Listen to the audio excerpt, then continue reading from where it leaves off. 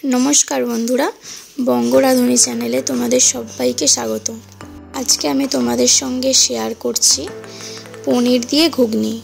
सम्पूर्ण निरामिष एकटी रेसिपि, जे कोनो निरामिष दिने लुचि रुटी परोटा पोलाओर साथे दारुण खेते लागबे एई पनीर दिए घुगनी।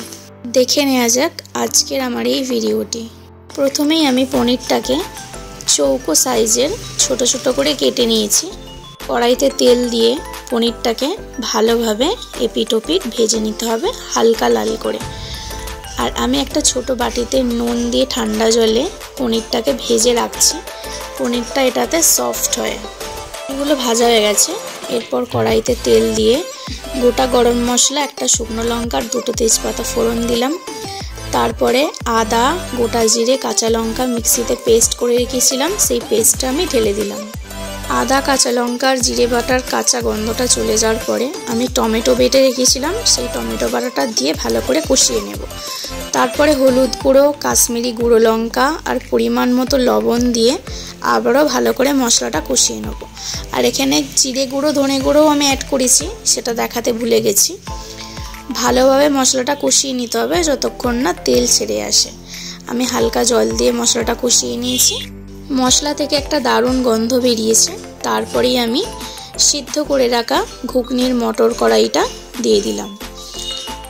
খানিকক্ষণ রান্না হওয়ার পর আমি স্বাদ মতো এখানে চিনি দিলাম। চিনিটা দিলে টেস্টটা খুব ভালো হয়।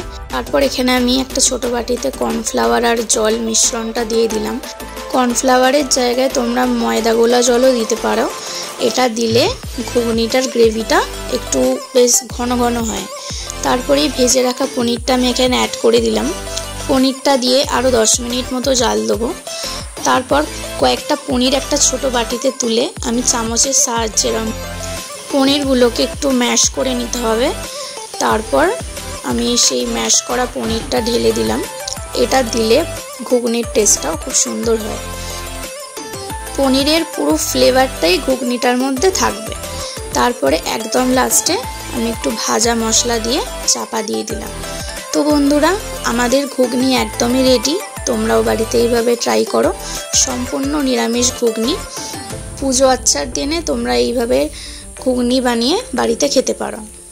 তো আজকের পনির দিয়ে ঘুগনির রেসিপিটা কেমন হয়েছে আমাকে কমেন্ট করে জানিও বন্ধুরা।